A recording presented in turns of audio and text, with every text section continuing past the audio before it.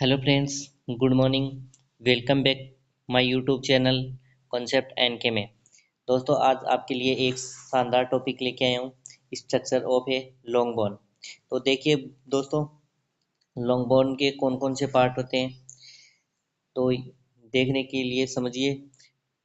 जो ending portion होता है ये वो क्या होता है, एपिफाइसिस होता है।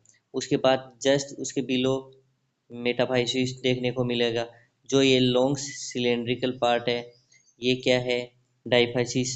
अब इसके अंदर क्या रहती है, ये जो लॉन्ग सिलेंड्रिकल पूरा पार्ट था ये क्या हो गया आपका, डाइफाइसिस।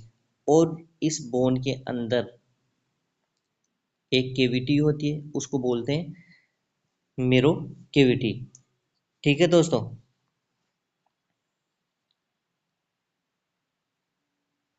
अब देखते हैं पहला पार्ट जो डाइफाइसिस है। ये क्या है, मिडल, जो आपको बोन के अंदर दिखाया था, यानी मिडल स्ट्रक्चर होती है, सिलेंड्रिकल पार्ट होता है लॉन्ग बोन का।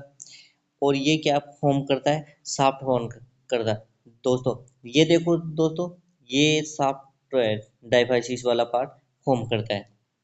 ठीक है। It contain the medullary cavity. जो मेडुलरी कैविटी होती है वो सात डाइफाइसिस वाले पार्ट के अंदर रहती है। और इसमें क्या फिल रहता है, येलो बोन मेरो फिल रहता है दोस्तों। अब दूसरा पार्ट बोन का कि एपिफाइसिस। तो एपिफाइसिस क्या होता है, तो दोस्तों देखो, ये मैंने एक बोन बनाई। अब जो ये हिस्से हो गए, जो दोनों एंडिंग है, ये दोनों हिस्से हैं, एंडिंग हिस्से, ये क्या है, एपिफाइसिस। ये यहाँ पर ये किससे बने होते हैं, यानी या तो नेक हो गई, या हेड, ट्रोकेंटर और कॉन्डाइल्स।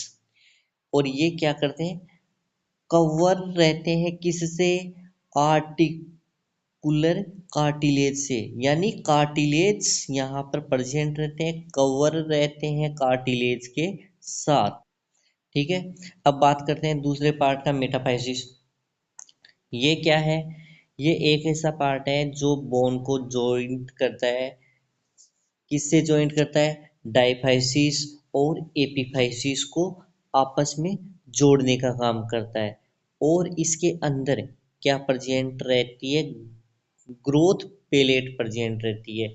मतलब ये अगर कार्टिलेज, देखिए, अगर देखिए ये मैंने एक बोन बना ली, ये यहाँ पर ये दिखा देते हैं, कंटेंट क्या दिखा देते हैं, कार्टिलेज है, मेटाफाइसिस वाला हिस्सा है। मेटाफाइसिस के अंदर क्या प्रेजेंट है, growth pellet, growth pellet present है। इसका मतलब ये है कि अभी लंबाई, बोन की लंबाई क्या है, बढ़ सकती है। मतलब बोन की लंबाई बढ़ सकती है, यानी लॉन्गिट्यूडिनल लंबाई है बोन की, वो बढ़ सकती है। अगर ये कार्टिलेज absent हो तब क्या होगा, तब हम ऐसे बोलेंगे ओनली यहाँ पर एपिफिशियल लाइन प्रेजेंट है। दैट मीन्स बोन की लॉन्गिट्यूडिनल जो लंबाई है दोस्तों, वो इंक्रीज नहीं हो सकती है। ठीक है दोस्तों। अब बात करते हैं growth pellet. Growth pellet present है तो उसमें लंबाई बढ़ेगी। अगर absent है तो उसके अंदर लंबाई नहीं बढ़ेगी। अब प्रेजेंट कब तक रहती है दोस्तों, अब ये ग्रोथ प्लेट कब तक प्रेजेंट रहती है, 18 से लेकर 24 मंथ तक, सॉरी 24 ईयर तक क्या रहती है, प्रेजेंट रहती है। ठीक है। इसके बाद में ये क्या है, यहाँ से जो कार्टिलेज है, ग्रोथ प्लेट है, ये क्या हो जाती है, डिसअपियर हो जाती है। और वहाँ पर बोन की जो लॉन्गिट्यूडिनल लंबाई है वो बढ़ना क्या स्टॉप हो जाएगी। तो ग्रोथ प्लेट का काम क्या है, it allow increase in bond length. ठीक है दोस्तों। यानी वहाँ पर बोन की क्या बढ़ाती है, ग्रोथ इंक्रीमेंट में ये क्या करती है, हेल्प करता है। तभी तो दोस्तों कभी कभी आप देखते हैं कि हम डॉक्टर के पास जाते हैं, डॉक्टर से बोलते हैं, जिसकी लंबाई कम होती है डॉक्टर के पास जाते हैं, डॉक्टर बोलता है कि एक एक्सरे करवा के लाओ, लोग किसी भी लॉन्ग बोन का एक्सरे करवाता है, उसके बाद में वो मेडिकेशन लिखता है। अब वो क्या करता है, वो एक्सरे के अंदर, अब मान लो कि आपने एक्सरे करवाया, एक्सरे के अंदर आपको, आप डॉक्टर को आपकी बोन के अंदर यहाँ ग्रोथ प्लेट अगर नजर आई, तो वो क्या करता है, ग्रोथ हार्मोन के इंजेक्शन आपको प्रोवाइड करता है। इंजेक्शन या जो मेडिकेशन है वो सब प्रोवाइड करता है, जिससे कि लेंथ बोन की बढ़ती है। लेकिन अगर वहां पर मान लो कि ये ग्रोथ प्लेट नहीं है, absent हो गई, इसका मतलब हो गया यहाँ पर क्या प्रेजेंट है, ओनली एपिफिशियल लाइन प्रेजेंट है। ये क्या करती है, बस ओनली यहाँ पर प्रेजेंट है, यहाँ पर बोन की लंबाई क्या नहीं है, नहीं बढ़ सकती। ठीक है दोस्तों। अब दोस्तों बात करते हैं मेडुलरी कैविटी की। जैसा कि मैंने आपको बताया था कि मेडुलरी कैविटी देखो दोस्तों, ये बोन बना ली हमने,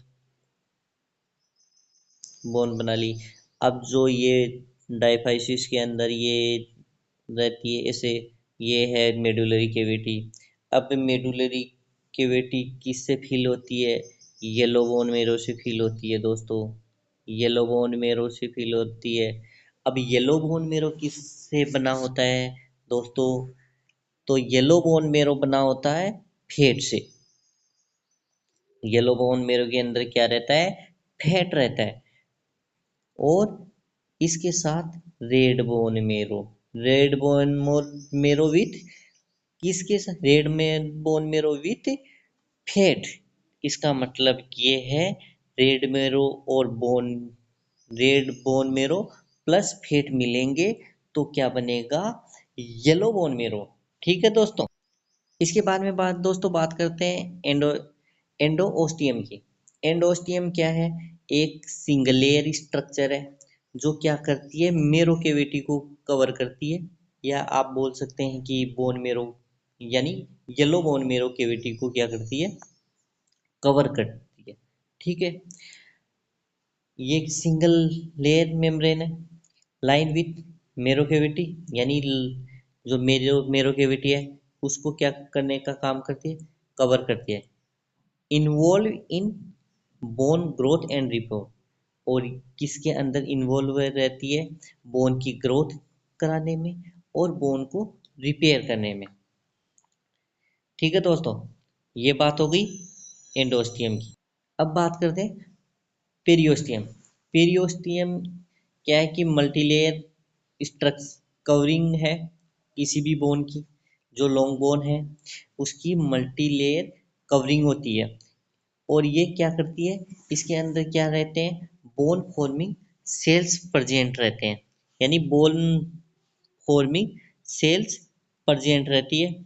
और ये क्या करती है, प्रोटेक्ट करती है बोन को, और बोन को क्या प्रोवाइड कराती है, नरिशमेंट, यानी बोन को किसी भी तरह का न्यूट्रिएंट्स चाहिए तो वो क्या प्रोवाइड कराती है, पोषण जो है ये पेरिओस्टियम प्रोवाइड, जो पेरिओस्टियम है वो किसी भी प्रकार का न्यूट्रिएंट्स है वो बोन को प्रोवाइड करवाती है दोस्तों।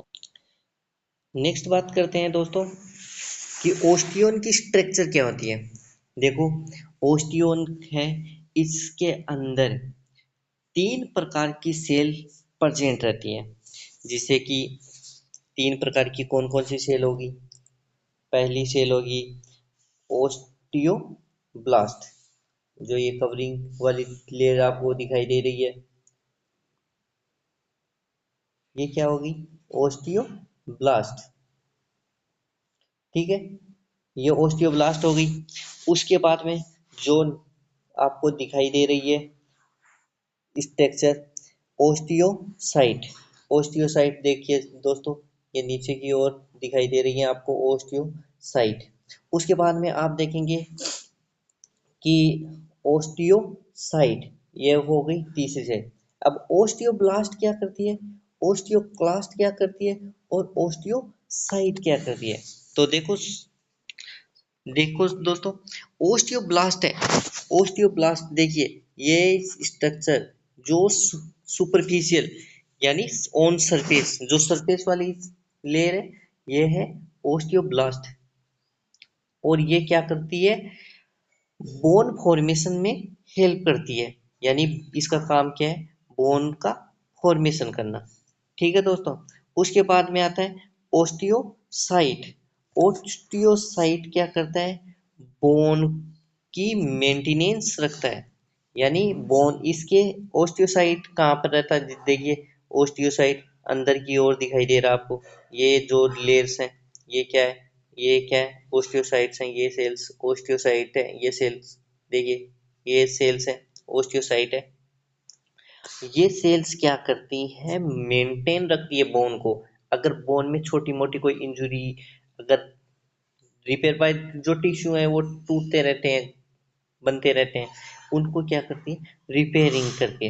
अब ओस्टियोक्लास्ट, क्लास्ट क्या है, डेथ, ये क्या करते हैं, ये बोन को रीअब्जॉर्ब करती है, रीअब्जॉर्प्शन करती है, यानी इसके अंदर क्या पाई जाती है, कॉलोनी फॉर्मिंग यूनिट पाई जाती है। यानी इस जो ओस्टियोक्लास्ट है, जो ये ओस्टियोक्लास्ट आपको मैंने अलग से दिखाया है, देखिए ये ओस्टियोक्लास्ट आपको अलग से दिखाया है, अलग से इसमें देखिए इसमें क्या प्रेजेंट रहती है, इसमें क्या प्रेजेंट रहती है, कॉलोनी फॉर्मिंग यूनिट। जो ओस्टियोक्लास्ट है इसके अंदर colony forming unit monocyte present रहती है, जो किसके लिए रिस्पॉन्सिबल है, फॉर बोन फॉर रीअब्जॉर्प्शन, यानी बोन के रीअब्जॉर्प्शन, मतलब बोन डिस्ट्रॉइंग सेल, यानी किस बोन, कौन सी सेल को रखना है और कौन सी सेल को यहाँ पर नहीं रखना है, ये काम है ओस्टियोक्लास्ट का। तो ठीक है दोस्तों, आज के वीडियो में इतना ही, मिलते हैं नेक्स्ट वीडियो के अंदर। तब तक वीडियो को लाइक कीजिएगा, चैनल को सब्सक्राइब कीजिएगा और ज़्यादा से ज़्यादा शेयर कीजिएगा और कमेंट कीजिएगा। Thank you.